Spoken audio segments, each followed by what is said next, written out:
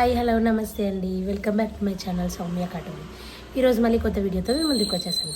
నా ఛానల్ని మొదటిసారి చూస్తున్న వారైతే please like share and subscribe చేసి నన్ను సపోర్ట్ చేస్తారని అనుకుంటున్నాను.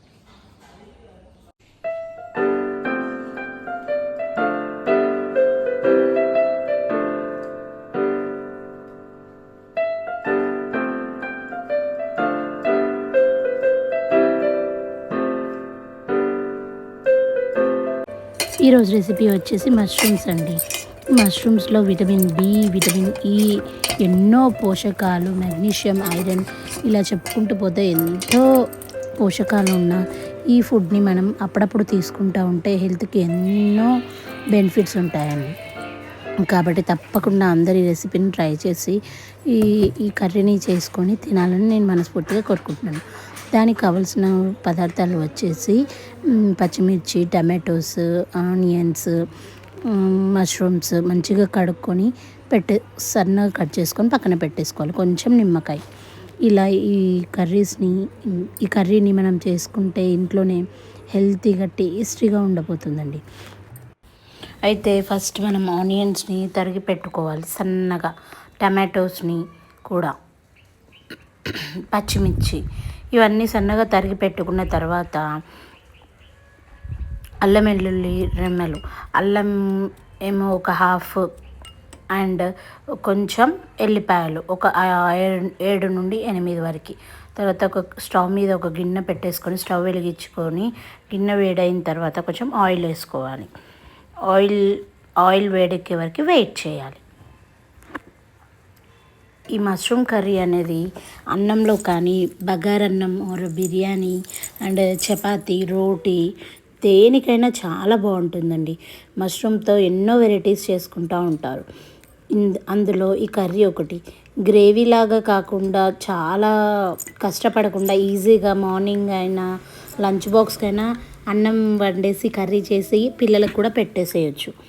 తర్వాత నూనె వేడెక్కిన తర్వాత మనం కొంచెం జీలకర్ర 1 టేబుల్ స్పూన్, ఆవాలు 1 టేబుల్ స్పూన్ అండ్ మినపప్పు వేసుకున్నాను. కొంచెం పసుపు వేసుకున్నాను. ఆవాలు చిటపటలాడిన తర్వాత సన్నగా కట్ చేసుకొని పెట్టుకున్న ఆనియన్స్ని మనం కొంచెంగా ఫ్రై చేసేసుకోవాలి. మొత్తం ఆనియన్స్ అందులో యాడ్ చేసేసి మంచిగా రెడ్గా అయ్యే వరకు బాగా ఫ్రై చేయాలి. ఆనియన్స్ అనేవి సన్నగా కట్ చేసుకొని ఎక్కువ ఉంటే కర్రీ టేస్టీగా ఉంటుందండి. ఆనియన్స్తో కొంచెం స్వీట్నెస్ వస్తుంది కదా, కాబట్టి కర్రీలో చాలా చాలా బాగుంటుంది. అందుకని నేను 3 ఆనియన్స్ దాకా తీసుకున్నానండి, పెద్దవి. నెక్స్ట్ కొంచెం ఆనియన్స్ తొందరగా ఫ్రై కావడానికి కొంచెం ఉప్పు యాడ్ చేశాను.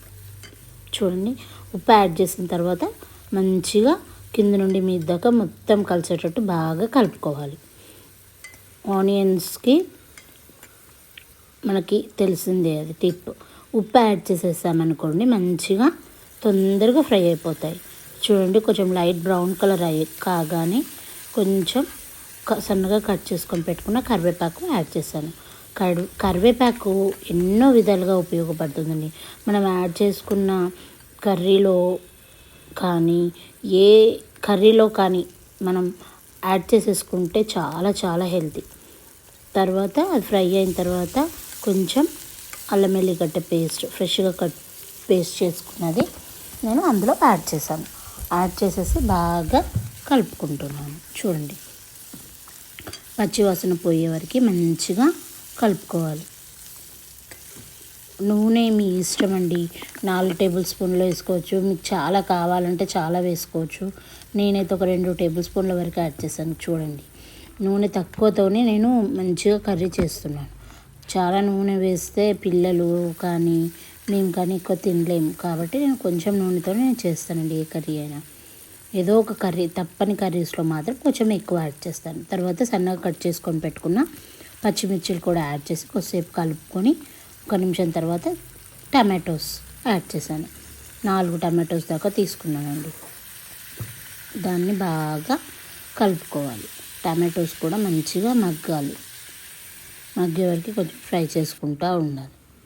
చూడండి, ఇలా కొంచెం టమాటోస్ దగ్గరికి అయిన తర్వాత 1 నిమిషం మూత పెట్టుకొని తీసానండి. అప్పుడు టమాటోస్ అనేవి ఇలా రెడీ అయ్యాయి. చూడండి ఎంత బాగుందో కర్రీ.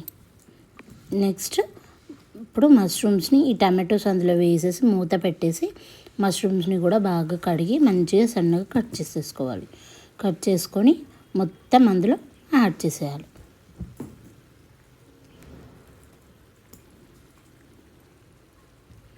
ఇది మర్చిపోయానండి, కట్ చేయలేదు, మళ్ళీ కట్ చేసి నేను యాడ్ చేసేసాను. మంచిగా మొత్తం సన్నగా కట్ చేసుకొని యాడ్ చేసేసుకున్నాను. చూడండి, అంత గ్రేవీ లాగా కాకుండా నార్మల్ కూరలు మనం నార్మల్ బెండకాయ దొండకాయ ఎలా కర్రీ చేసుకుంటామో ఇది కూడా అంతే అండి. కొంతమంది మష్రూమ్ కర్రీ రాదు అని భయపడుతుంటారు. ఎన్నో మంచి మినరల్స్ విటమిన్స్ ఉన్నాయి. ఈ కర్రీని మనం ఎందుకు మిస్ కావాలండి? అస్సలు మిస్ కావద్దు, తప్పకుండా మనం తినాలి దీన్ని కూడా. చూడండి, ఒక 10 మినిట్స్ దాకా సన్న సెగ మీద మూత పెట్టేసుకున్నాను. మష్రూమ్స్ తొందరగానే ఉడికిపోతాయండి, చాలా టైం ఏం పట్టదు. అంతే అండి, ఈజీగా టేస్టీగా రెడీ అయిపోయింది. దానికి కాంబినేషన్గా నేను చపాతీస్ చేసుకున్నాను. చపాతీ పిండి ముందుగా తడిపేసి పెట్టుకొని ఇలా ముద్దలు చేసుకొని పక్కన పెట్టేసుకున్నాను. కర్రీ అయిన తర్వాత పటపటాటే చపాతీస్ చేసేసుకొని ఈ కర్రీ వేడివేడిగా యాడ్ చేసేసుకొని తినేయడమే. అంతే అండి, ఎంతో హెల్తీగా టేస్టీగా ఎమ్మీగా ఉండబోయే ఈ కర్రీని తప్పకుండా ట్రై చేసి నాకు కామెంట్ బాక్స్లో ఎలా ఉందో చెప్పేసేయండి. మరి thank you for watching my video అండి. Please don't forget to subscribe అండి. Please comment and subscribe.